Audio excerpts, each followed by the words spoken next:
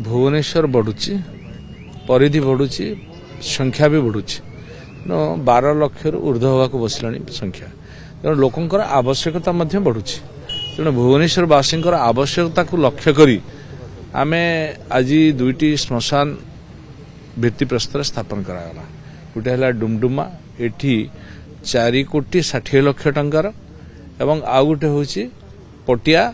कानन विहार रे सेठी मध्य 6,65,00,000 टंकार मध्य सेटा निर्माण हेबो। ए भितरे समस्त सुविधा बसिबार सुविधा चेंजिंग रूम रो सुविधा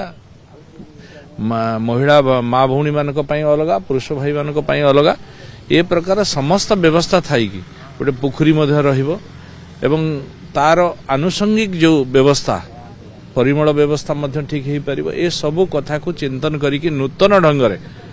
इलेक्ट्रिक एवं गैस व्यवस्था रखिकी ए श्मशान तैयारी होछि। निश्चित भाव में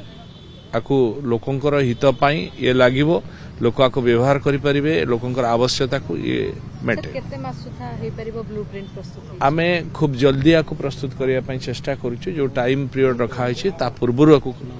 9 मास रखा है 9 मास भितरे आको संपूर्ण करिया पई आमे चेष्टा करूछु। आगो बढ़िबो कि दुईटी राज्य हला कानन विहार देखो मु प्रथमरु आपन कहिली लोकंकर आवश्यकता को नै